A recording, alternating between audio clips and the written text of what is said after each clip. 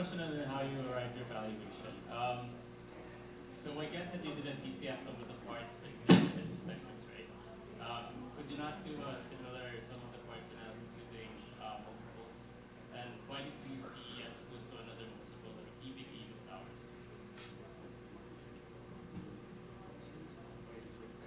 Can you rephrase the question? I'm sorry. So did it not? You used the DCF sum of the parts, right? Where you value each of the business segments. Why did you not do the same thing for multiples analysis? Meaning, taking the different business segments, getting the multiples of the industry, and applying it to that, and seeing if that pretty much amounted to the same as the DCF. And the second question I had was,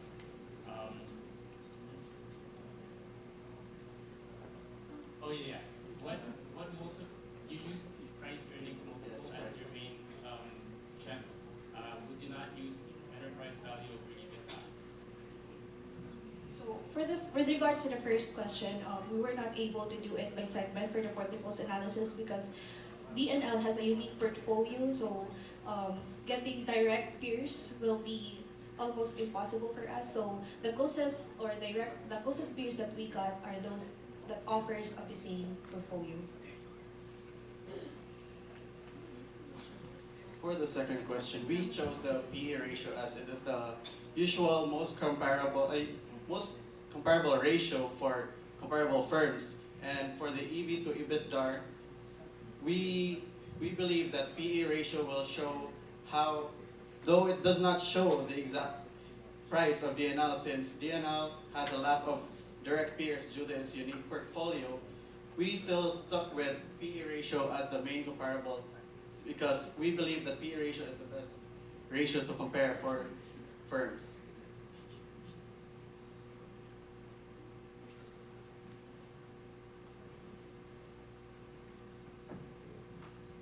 Over the past year, how has the stock performed relative to the index over the past year, and what do you think is being priced in, given the underperformance or the overperformance?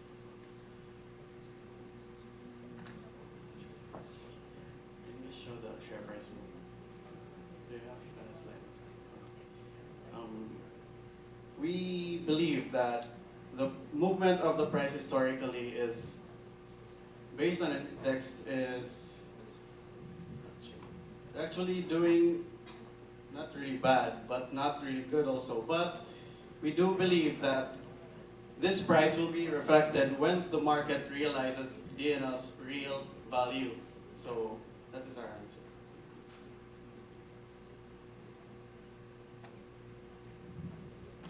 Thanks for the presentation. I understand you've had several months to prepare for this, so I would think you've had some conversations with management. So based on those, could you talk about, do you think management has a defined long-term strategy for creating shareholder value? And this is actually related to Kelly's question earlier.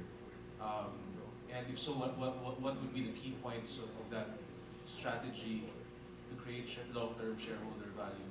And then my next question is, under a situation wherein you have trade tensions escalating between the US and China, how would that impact DNL? And if you can share your insights as to what magnitude would that impact DNL?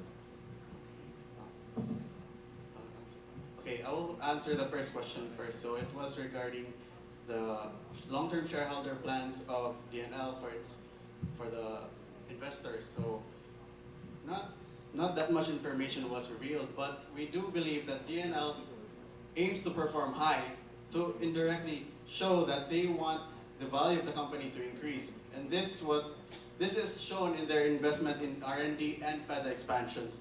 So this is their more of like a broad plan for their long-term shareholder value. Also, they recently changed their dividend policy last 2016 to at least 50% of their previous net income. And they are not limited to at least 50%. Since last 2018, they gave out dividends at around 60% of their net income. And with their increasing cash flows, we believe that DNL can give out more dividends since they have higher retained earnings and higher sales. Regarding the ongoing trade war between US and China, it will actually be beneficial for DNL, as US and China will explore new markets where they can trade, and Philippines is just that. So we can say that the trade war has only opened a new market for Philippines and has strengthened export ties with China. Thank you. My question is on the research and development. You highlighted that they had a high return on investment in research. How do you think the company is able to achieve those high returns? I doubt it's just a matter of putting in the money, right? The team believed that the PESA investment that DNL would be doing in the next 5 years, this would result to the increase on their return on research capital. Also, additionally, their investments in R&D reflect how they prioritize R&D investment. So since they invest more in R&D, they get to produce their volumes in HMSPs or high margin specialty products increase. So as this increases, this in turn would lead to increases in their sales, also in their gross profit margins, leading to a higher net income for them.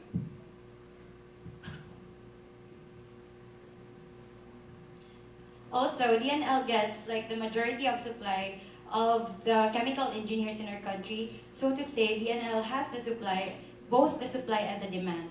Thank you. Quick question. What do you think would be the growth driver for DNL the next couple of years? Is it the domestic business or the export business? We believe that the growth driver would be 50% the domestic and 50% export sales, as that's their current target for now. Also, additionally, their local sales will be boosted, especially during election years, since historically, DNL has performed really well during election years due to high related election spending. So we have noticed that during these election years, sales for DNL have been higher compared to the previous year. With their investment with the PESA investment, they would be able to acquire the 50% export and increase their volume.